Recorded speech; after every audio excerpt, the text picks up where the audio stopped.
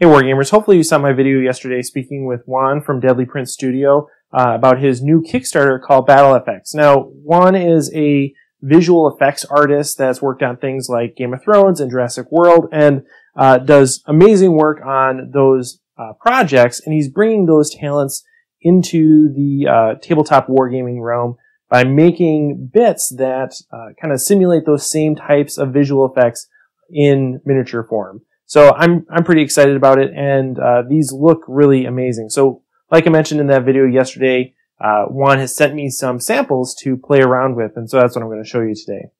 All right, so let's zoom out here a little bit just to get a little bit higher resolution. We'll start with some of the more generic environmental stuff and then go towards the more specialized stuff, or stuff that I think works particularly well with Tau. So the biggest piece that he sent me is this smoke grenade. Whoa, okay, I guess I really need to zoom out, huh? This smoke grenade effect, so you can see like this is where the grenade would be, and it's billowing out this way. And it's all 3D printed, so you can see well, maybe you can't, but I can at least see a little bit of a hex pattern at the bottom here. This can be cut out, and you can put a LED candle in it and have it have glow effects very easily. So, you can create, similar effects using a lot of different medium, but they're not going to give you that same level of customization, and they're not really going to have the same level of detail or durability, right? Like this is super solid, and it's just a really solid piece. And being able to put that LED in the bottom makes it really easy. It's super easy to work with. So that is a project that I will be working on in the near future, is rigging this up with lighting so that I can have kind of some glowing effects on the tabletop, or really on a display case is really where I'd want to use this. Here is a smaller smoke grenade. So you can see again, here's where the bit would be placed, and then here's the effect. Really, when I was doing my Ivara work, I was thinking that I would need something exactly like this, and I ended up using flocking, but I would much prefer using something like this, right, to kind of simulate the dust being blown back by the Ivara thrusters. And I think that's a really nice bit, and you could use it for lots of different things, not just smoke grenades. So, all right, so the next bit that we have is this missile here. You can kind of see some of the detail here. Again, it has that level of sophistication to it that you would expect based on the types of visual effects work that Juan has done in movies and stuff. Like, it really looks like this would come from a CGI film or something, right? Like, it has that type of physics aspect to it that is realistic, which I think is really the consistent thing across all these bits, is that they look like they're working with real world physics, which is really cool. So this could be something coming out of any type of missile or anything like that, but very cool. This is a generalist explosion. I think Juan actually had a larger version of this bit in his interview that he was talking about. He had it coming out of a basilisk. So this is essentially the burst that comes out of a cannon. And Tau don't really have a weapon that would use this in particular. I think this probably works better for something like an orc or an Imperial Guard or anything like that. That type of ballistic weapon would do well to have one of these on there. But again, it has that really high detail, and it's light, it's durable, it's easy to work with. The one thing that I would be cautious of is this tip here. But again, it's I'm pushing on it, it's not breaking, right? So it does have some resistance. It does have some strength to it that is not going to allow it to be broken very easily. So that's nice. And then kind of one of the last more generalist pieces is this exhaust flare. So like this could be coming out of a bike, for example. So this could be the exhaust coming out of a Space Marine bike. So the muffler is right here, and here's the exhaust coming out here. Pretty darn cool. You could also use it on pretty much any type of thruster or something like that too. So very cool. Okay, so now let's get into the stuff that is 100% going on the Tau models that I own currently. So starting with this flamer bit, I think this is probably one of my favorite pieces. if not, well, okay, it's probably number 2. We'll get to number 1 in a minute here. But so this is the flamer bit. So you can have the flamer right here, and then it gives you that really cool flame detail. So there's a lot of really fine, there. You can see there's a lot of really fine detail showing up on the ridges here that you would see with the actual flamer, right? Like if I did this with, like flocking and stuff like that, I wouldn't get these sharp details that I have right here, which I think is really cool. It's also, what am I looking for? Asymmetrical, right? So it's not perfect, right? Which makes sense because the flamer is going to be wiggling back and forth a little bit. It's going to be dealing with differences in air pressure and winds and everything like that. So I think that makes a lot of sense, and it looks really cool. Okay, now into the stuff that's super duper TOW-y. So the first thing is something that I don't have a modern crisis suit assembled yet. I still have all the old ones. I have a pile of new ones that need to be assembled, hence the arm here. But this is a bit that I think a lot of people would actually really be into. Not that you wouldn't be into the other ones, but that people are looking for ways to make their TOW have a little bit more of a distinctive silhouette, and this is one way to do it. So imagine you had a fully assembled TOW model, or fully assembled crisis suit. You have the arm right here, and look, it's draped cloth, which is really cool. It gives your TOW a little bit more of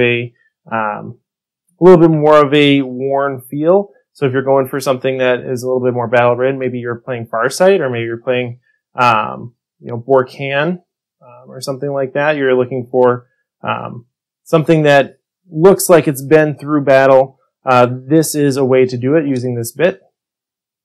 Very easy to just slide that on top of the arm. Now that does make some weapons a little bit harder to put on there, I think, but you could always undersling the weapon and avoid that issue, or mount the weapons on any of the other hard points, right? There's plenty of places to mount weapons on a crisis suit. So if you're looking just to kind of have a cloth draped over, this is a great way to do it.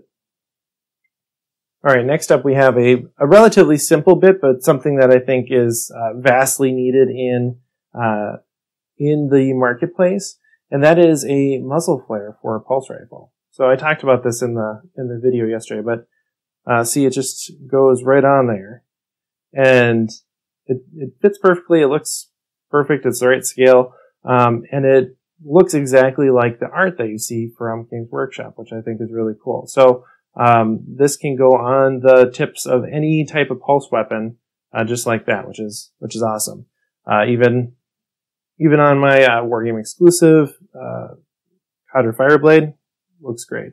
So I think this guy's definitely getting one of these bits. I also have a shield effect, right? So like this is something I see on the internet all the time, that people are trying to make effects where their TOW shields are getting hit and responding, and this does all of that in a really sleek design. So you could use it just like this. It's this clear material. Well, not clear, but translucent maybe is the word. But it has a slight ripple effect, right? So if it's intercepting something right here, there's a ripple effect in there. It has the familiar hex pattern, which people are really into. And yeah, it can be mounted directly on a shield, or if you want to like peg it and have it a little bit further out from the shield, that would not be a problem either. So very cool. I think this is something that would work really well on like a Riptide or on a broadside. I think it's this particular printing is a little large for something like a crisis suit maybe, but maybe not, right? Like, so here's a crisis suit.